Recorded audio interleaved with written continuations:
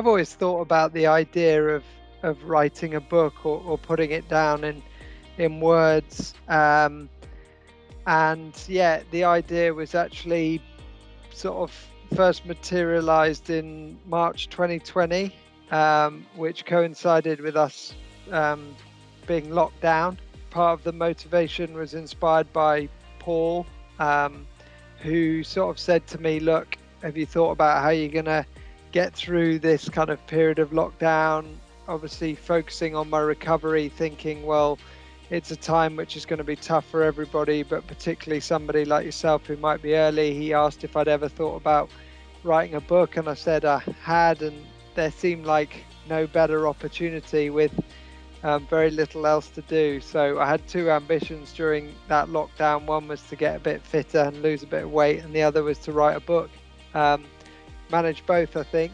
But yeah, it's basically been the best part of 2 years since the day I first wrote a word down. I initially wrote 90,000 words in about 6 weeks. I kind of poured my heart out onto my laptop. It was quite a cathartic process. It was very raw what I first wrote, and yeah, it's been a long way down the line to get it to where it is now. But it's obviously a proud moment.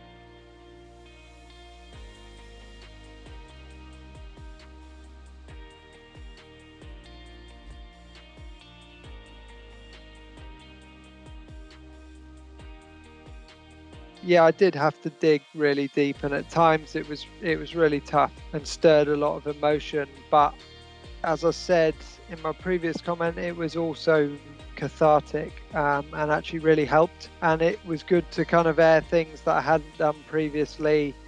But I had to be very cognizant and kind of sensitive of other people as well, and think about the impact that it might have on them.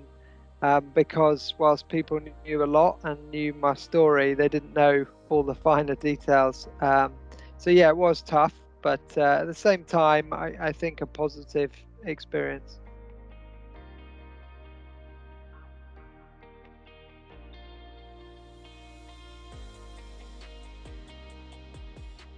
Yeah, definitely. And there were things that I actually wouldn't admit in front of large audiences, but weirdly, when you put them on paper, it seems okay, if that makes sense. But it was kind of tough. And people say, God, you must have the most unbelievable memory. I think I do, but also at the same time, I didn't do it all off the top of my head. I had to dig deep through emails, through messages, and all that kind of thing, which was quite tough.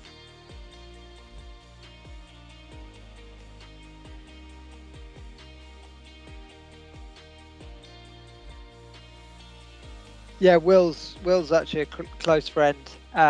He's actually better friends with my brother. That's how I know him. When I finished writing the book, I kind of thought, well, what do I do now? So I shared it with several people who were in the world of kind of journalism and said, look, do you know anything about writing a book? What do I do? And Will took it on as a project. He was furloughed at the time, so it was kind of the perfect timing for him. He'd always had ambitions to write a book, particularly one with connections to cricket. So it was kind of match made in heaven. But also the fact that I knew him, given how sensitive the topic was, I think was really important, and has worked really well, because whilst he has dug deep and pushed a lot of buttons, he's done it in a way that I think is respectful, not just to me, but also people around me, and knows my family very well. I think one of the most challenging things for us is that we did it all over Zoom. And that was quite difficult because there wasn't that kind of personal interaction, but also I was doing all my work through Zoom as well. So it was endless kind of Zoom calls. It had its challenges. And I think at times we probably both found it difficult, but I think that was all part of the process, and made it even more rewarding when it was done. Actually, the writing bit was much more straightforward than the kind of proofreading and the going back over it and making changes, which has to be done, but was quite arduous.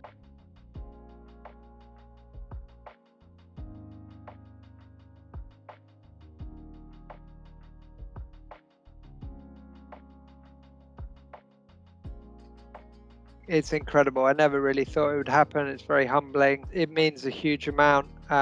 Some of them I probably have sort of closer connections to, and they've been very supportive, but I think it says a lot about them as individuals as well, that they want to get behind this message, and do their bit when they've got so much going on, and everything they do is in the public eye. So it doesn't feel real at times, and I'm very lucky, and obviously incredibly grateful.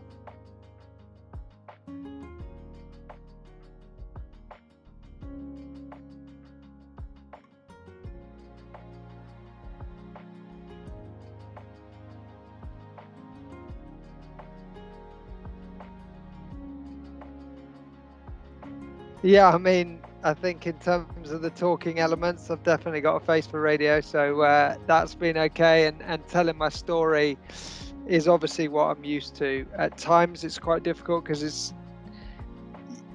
easy to underestimate how kind of emotionally exhausting it is, but it's worth it. And obviously, I've become very accustomed to it, so it's not as difficult. Certainly, I've been taken out of my comfort zone in a few cases with photo shoots, and obviously when you do get put in front of media, there is that element of kind of pressure, because you want to say the right things and everything that you want to. So I think in a few weeks' time, when it's all over and the book is out there, I think I might be ready for a bit of a breather. But yeah, all in all, it's been really good.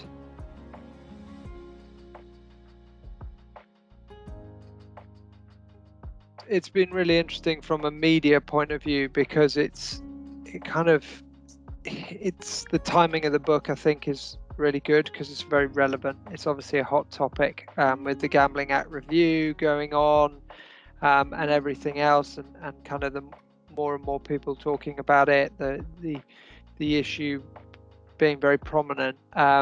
With my background in sport, there's always been that angle, and sports relationship with gambling. So a lot of organisations linked to sport in some capacity have been interested in it. But as we all know, kind of, it's an issue that affects all sorts of different people from walks of life. So we've had a real range of different organisations being interested, but also that's where you really notice the power of social media, because you see somebody share it, and before you know it, somebody that you don't know would have seen it that it previously would never have happened. So from that perspective, yeah, it's really widened the reach.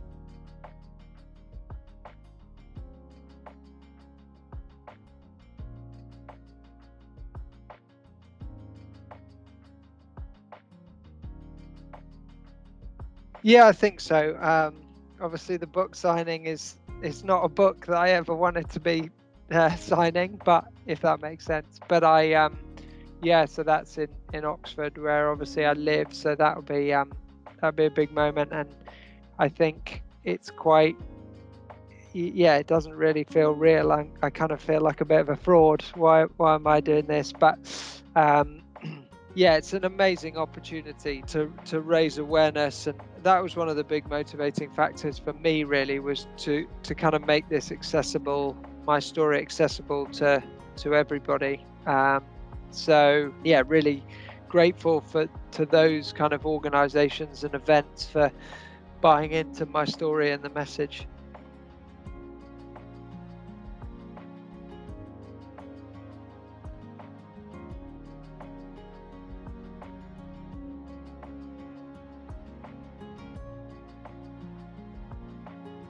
Yeah, I think I've said all along that the kind of three things that I really want to get across in it is to raise awareness of this as an addiction, but also raise awareness of the impact that it has on other people, because I talk a lot about me and my story and the impact that it had on me, but actually it did have a huge impact on my family, my friends, other people around me. And I think that's really important that people understand that. I think the second reason is to kind of try and take away the stigma that I still believe is attached to gambling addiction, but also to kind of mental health issues more generally. It's a much less of a taboo subject, which is brilliant. But I think for people to have youngish, dare I say it, male role models talking about these things is really important. I also really wanted to dispel the myth within around gambling addiction that it only happens to certain people or certain types and certain genders, because that's not true either. And most importantly, I think the biggest thing for me was somebody who is struggling with an addiction themselves or knows somebody that is. It might help them, it might encourage them to reach out for help, to talk about it, to do the biggest and bravest thing and actually do something about it, and show them that recovery is possible, that there is hope, there is always a way out. It's not easy, and it's not just solved when you admit you got a problem, but it's the first step. And if it helps one, it's a huge cliche, I say it all the time, but if it helps one person, it's worth it. If it helps loads, then even better.